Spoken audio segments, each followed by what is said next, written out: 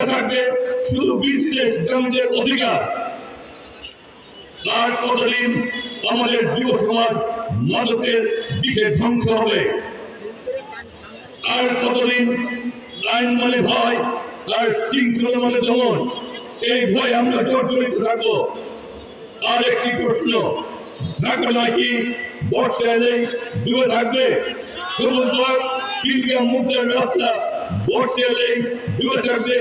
স্কুলে যেতে পারবে না শিশু, কাজে যেতে পারবে না শ্রমিক, ৭৫ মানুষ আটকা পড়ে থাকবে পানির বন্দি সোজায়। আমরা ঢাকা নাকি সেমন একটি ঢাকা নয় চাই। জলবদ্ধতা এখানে প্রাকৃতিক দুর্যোগ নয়, এটা দীর্ঘদিনের অবহেলার ফল। আমরা স্পষ্ট করে বলছি, জলবদ্ধতা রাজনৈতিক ব্যর্থতা নাম। আমরা ক্ষমতায় গেলে ঢাকা নয় সমন্বিত ড্রেনেজ মাস্টার প্ল্যান খাল উদ্ধার করে ওয়ার্ড ভিত্তিক স্থায়ী পানি নিষ্কাশনের ব্যবস্থা করে এগুলি হবে আমাদের প্রথম অগ্রাধিকার। ভাই ও বোনেরা, আরেকটি নির্বাচন আমাদের পুড়িয়ে দিচ্ছে কিশোর এবং কিশোর গ্যাং।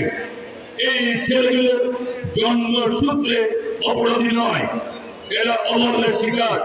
খেলার মাঠ নাই, প্রশিক্ষণ নাই, কাজ নেই, ফলে মাদক আর গ্যাং তাদের গ্রাস করছে। আমাদের সমাধান দিতে হবে দ্বিমুখী।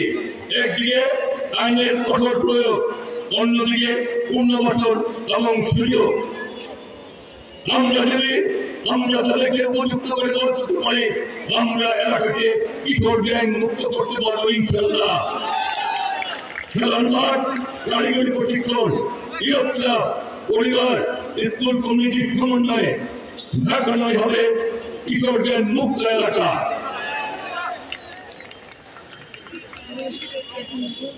এই প্রশ্নের উত্তর দিয়ে বাংলাদেশ জাতীয়তাবাদী দল ঘোষণা করছে ৮টি মহাপরিকল্পনা। আমার দলের চেয়ারম্যান জনাব তারেক রহমান বলেছেন, আগামী দিনে তিনি বাংলাদেশের মানুষকে স্বপ্ন দেখাতে চান না, আগামী দিনে তিনি স্বপ্ন বাস্তবায়নের জন্য পরিকল্পনা নিয়ে এসেছেন। সেই পরিকল্পনা মোতাবেক আগামী ঢাকা নয় ইনশাল্লাহ গড়ে উঠবে। আমরা আপনাদের সেই কথা দিচ্ছি।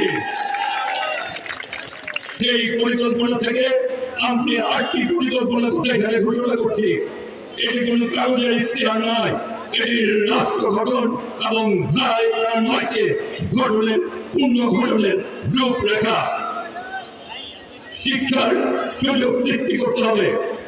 সেই শিক্ষা আমরা ব্যবস্থা করব, যে শিক্ষা শুধু চাকরির জন্য নয়, মানুষ হওয়ার জন্য আমরা শিক্ষা ব্যবস্থা গ্রহণ করব।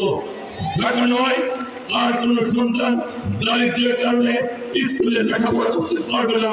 আমরা সেই শিক্ষা বস্তুকে বাস্তবায়ন করবো, যাতে এই এলাকার প্রতিটি শিশু স্কুলে যেতে পারে, শিক্ষার সুযোগ পায়। ইনশাআল্লাহ আমরা সেই ব্যবস্থা করবো। স্বাস্থ্য সেবা পাওয়া ঢাকা নয়ের বাসীর অধিকার।